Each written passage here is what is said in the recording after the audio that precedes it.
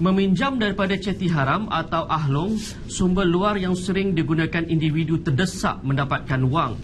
Mereka bahkan seolah-olah tidak sedar risiko bakal dihadapi. Kadar faedah bayaran balik pinjaman bukan sahaja bertambah berkali ganda, malah nyawa diri, keluarga dan harta benda turut terancam angkara ceti haram. Namun tidak ramai yang tahu wujud agensi pemberi pinjaman secara sah yang disediakan kerajaan. Satu antaranya, Tabung Ekonomi Kumpulan Usahawan Niaga Tekun Nasional. Mungkin ramai tidak menyedari, Tekun Nasional sebenarnya menyediakan kemudahan pembiayaan secara mudah dan cepat kepada bumi putera untuk memula dan memajukan lagi perniagaan mereka. Tapi sebelum kita kupas lebih lanjut, ikuti dulu apa kata usahawan yang telah mendapat pembiayaan daripada Tekun Nasional. Alhamdulillah, dengan pembiayaan Tekun, saya dapat mempelbagai produk-produk, alat tulis, buku dan sebagainya lah, cenderahati. Dan habis kali pertama tu, sambung kali kedua dan kali ketiga pada tahun lepas 2015 sebanyak 80,000 lah. Dan saya sekarang ada office lagi satu dan ada syarikat anak buah daripada Harani Enterprise lah.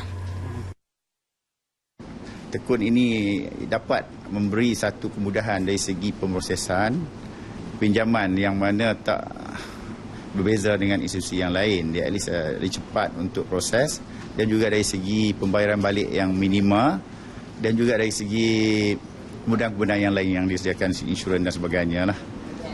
Itu adalah dapat membantu untuk peniaga yang hendak memulakan perniagaan dan juga ingin mengembangkan lagi perniagaan. Reaksi golongan usahawan ini pastinya memberi perspektif berbeza mengenai fungsi Tekun dan bagaimana entiti ini mampu membantu mereka berjaya mengembangkan perniagaan masing-masing. Berbicara lanjut mengenai isu ini, saya hadirkan pengurus Kutipan Wilayah Utara Tekun Nasional, Muhammad Saidi Azizan. Terima kasih Encik Saidi kerana sudi bersama kami pada hari ini. Baik Encik Saidi, kita maklum Tekun Nasional berperanan memberi bantuan pembiayaan kepada individu yang ingin memulakan perniagaan. Namun masih ramai yang kurang arif mengenai fungsi dan peranan yang dimainkan oleh Tekun Nasional. Apa komen Encik Saidi mengenai perkara ini? Sebenarnya Tekun Nasional adalah Tabung Ekonomi Kumpulan Usaha Niaga.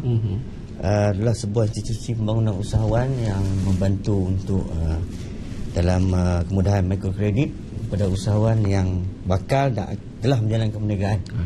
Dan antara bidang-bidang perniagaan yang boleh diceburi bagi para usahawan, peruncitan, pertanian dan industri asas tani, seterusnya perkhidmatan, pembuatan, kontraktor kecil dan berkenaan dengan perniagaan online. Itu saja. Ada tanggapan negatif yang dilemparkan oleh Tekun, antaranya sukar mendapat pembiayaan. Apakah ada prosedur tertentu atau ia hanya disifatkan sebagai kes terpencil? Sebenarnya Tekun Nasional di negeri Kedah sendiri kita ada 16 pejabat, termasuk pejabat negeri dan pejabat wilayah utara. Para usahawan boleh datang ke pejabat Tekun yang berhampiran dengan parlimen masing-masing.